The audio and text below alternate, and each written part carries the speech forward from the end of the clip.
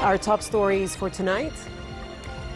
The Prime Minister urges the Integrity and Anti-Corruption Commission to quickly examine dozens of corruption cases filed by the government.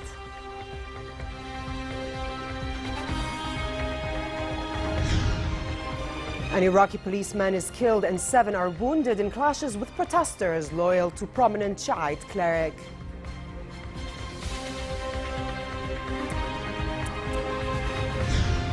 And the U.S. president is considering issuing a new executive travel order as asylum seekers flock to Canada in growing numbers. Good evening and welcome to the news at 10. Prime Minister Hani al-Mulki urged the Integrity and Anti-Corruption Commission to speedily process suspicious graft cases the government had filed recently. In a meeting with the Commission's President Mohammed al-Allaf, Mulki pledged to offer due support to the anti-graft body to verify the cases and ensure that the corrupt are punished regardless of who they are.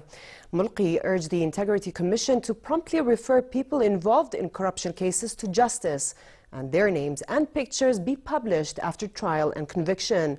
He reiterated the government's unwavering commitment to fighting all forms of financial and administrative corruption at all levels and without hesitation. Corruption, regardless of how small or big, amounts to theft from the pockets of Jordanians, Mulki said. He added, graft is alien to our society and perpetrated by a misled few and will harm investment and people's businesses.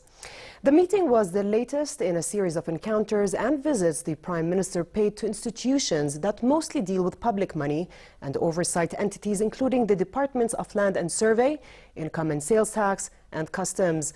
The government recently passed more than 30 corruption cases to the Anti-Corruption Commission for verification, including manipulation and forgery of labor permits. Recently, anti-corruption personnel raided the Labour office in Mafra and detained 4 staff members on suspicion of corruption. The Syrian opposition has said it is to announce later on today its delegates for the next round of UN-based peace talks in Geneva, which are planned for later this month.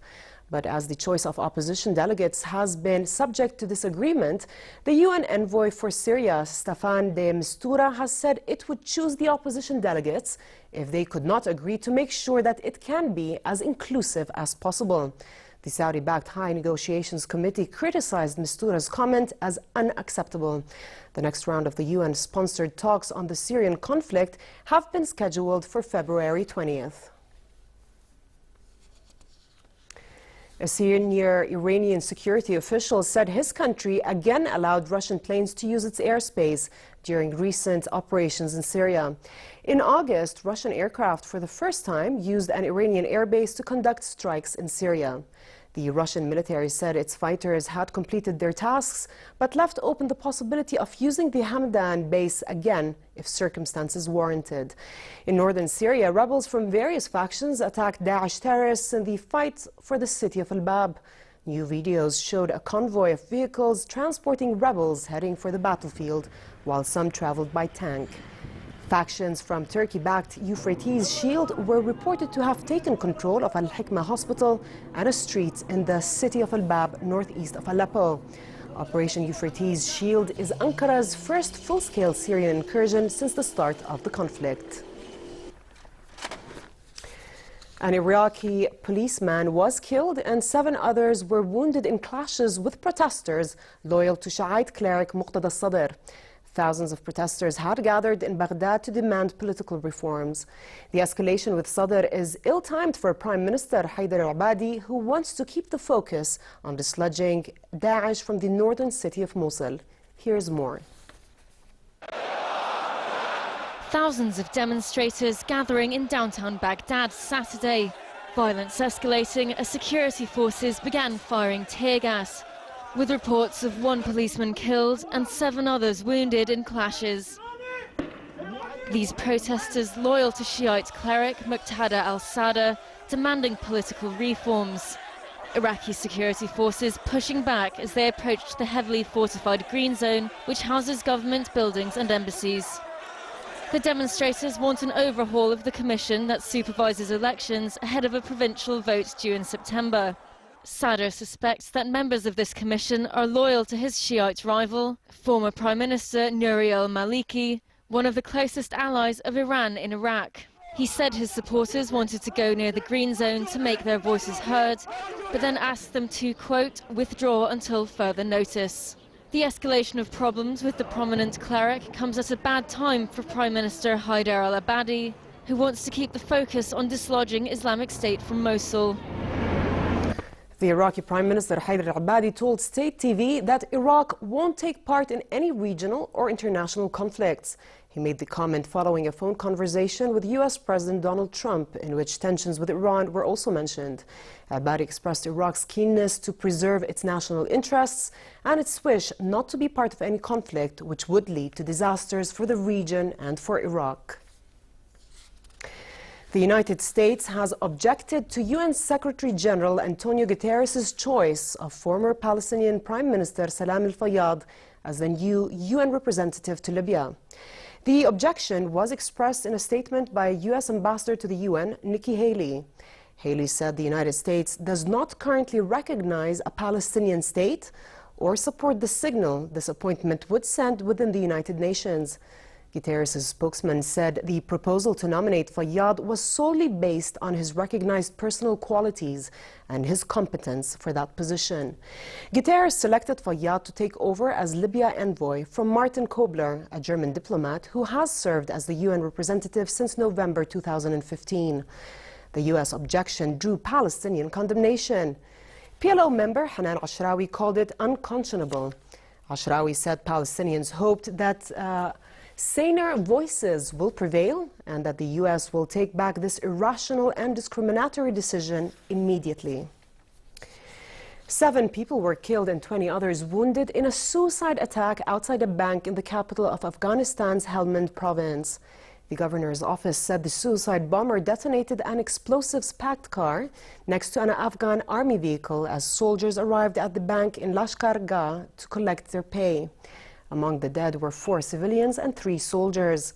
16 civilians and 4 soldiers were also wounded in the attack. There was no immediate claim of responsibility. Hundreds of international troops are stationed in Helmand as part of the NATO-led effort to train and support Afghan security forces, which have struggled to contain a growing insurgency. Back here at home, Jordan Phosphate Mines Company signed a memorandum of understanding with the government of Bangladesh to export 270,000 metric tons of rock phosphate and phosphoric acid worth $280 million for 3 years. The memo was signed by the phosphate company CEO, Shafiq Ashqar, and chairman of Bangladesh Chemical Industries Corporation, Mohammed Iqbal, in the presence of the 2 countries' ministers of industry. Under the memo, the Jordan Phosphates Company will supply the Bangladesh Chemical Industries Corporation with 150,000 metric tons of rock phosphate and 120,000 tons of phosphoric acid used as raw materials for high value-added fertilizer industry. An agreement between the 2 countries will soon be signed for the first shipment to be made to Bangladesh. We believe that this is a very promising market for the future of JBMC products in the Bangladesh market. Bangladesh is aiming to increase its production of food. Therefore, we are in the food business at the end. We hope that this will establish and pave the road deeply and highly for the best future of relation between the 2 countries. As you know, Bangladesh is a small country with a very big population.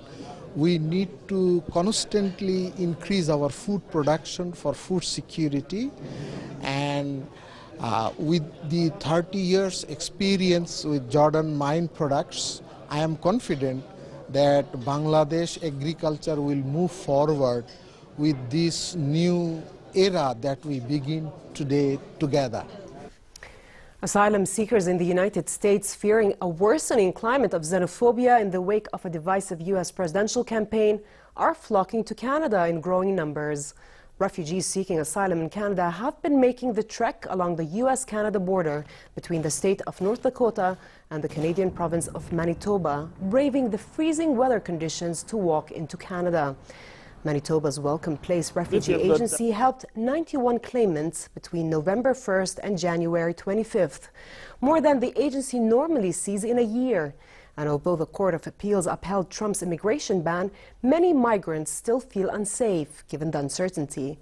President Trump is weighing a new potential revised executive order on immigration.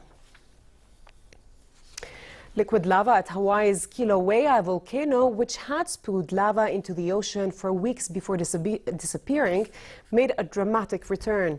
It was last Wednesday that the lava flow continued its pour into the Pacific Ocean.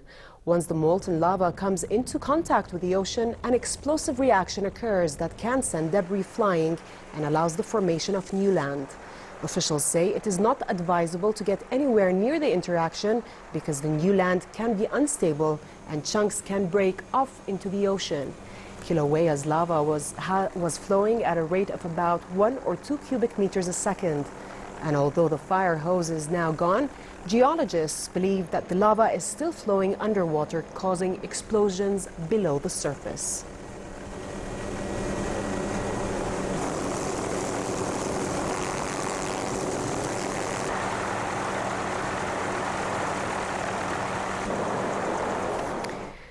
Carnival cheer filled Venice as hundreds of revelers crowded the canal city's narrow alleys, squares and bridges ahead of the official opening parade of the Carnevale di Venezia. Visitors from across Italy and the world filled the city during the 2-week carnival.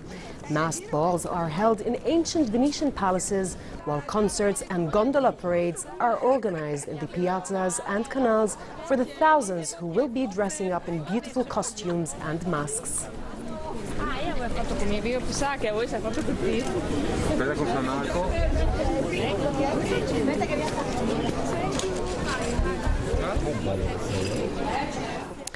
To New York and Fashion Week, where Jason Wu celebrated his 10-year anniversary with a varied Fall 2017 collection showcasing his different styles. The runway opened with a pant and oversized top combo in dark charcoal, setting the tone for the feminine yet sophisticated collection. The Taiwanese-American designer showed several pantsuits in different fabrics, from plaid wool to ruffled silk, as well as tea-length dresses. For the evening, models were draped in rich gold velvet with contrasting thigh-high slits. Navy brown, green, and pops of red, paired with playful floral prints, were seen throughout.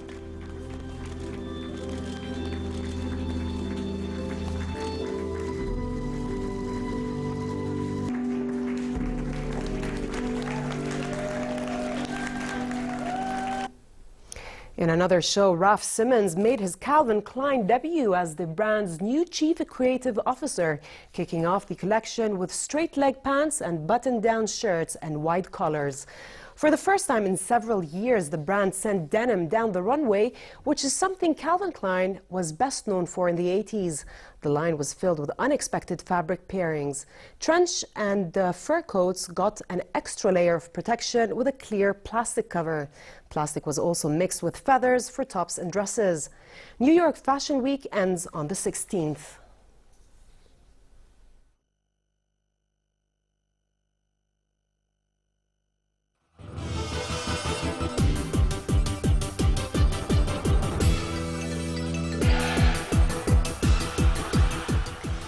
Fed Cup holders Czech Republic and Spain won a rubber apiece on the first day of the action in the quarterfinals in Ostrava, the Czech Republic.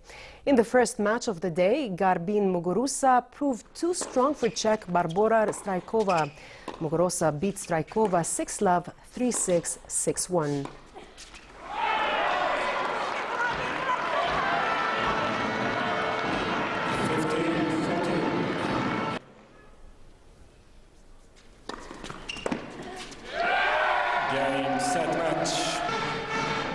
In the second match, world number 3 Karolina Pliskova overcame Spaniard Lara Arua-Barrena 6-4, 7-5 to level the tie at 1-1 going into tomorrow's action.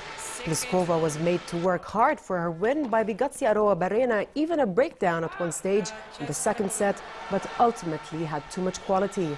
Muguruza and Pliskova go head-to-head tomorrow in one of 3 rubbers on the second day.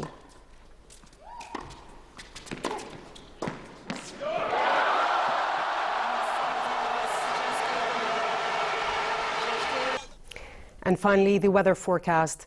It will be cold tonight with partly cloudy skies and a chance for drizzles in various regions. Tomorrow, it will continue to be cold as temperatures drop across the kingdom with thundery downpours and hail showers expected. Winds will be northwesterly moderate to brisk, raising dust in the southern and eastern regions.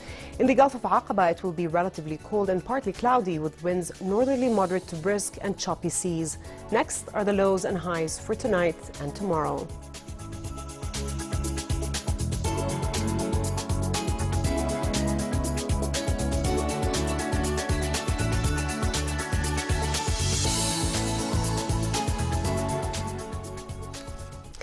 Before we end the news, here's a quick recap of our top stories. The Prime Minister urges the Integrity and Anti-Corruption Commission to quickly examine dozens of corruption cases filed by the government. An Iraqi policeman is killed and 7 are wounded in clashes with protesters loyal to prominent Shiite cleric.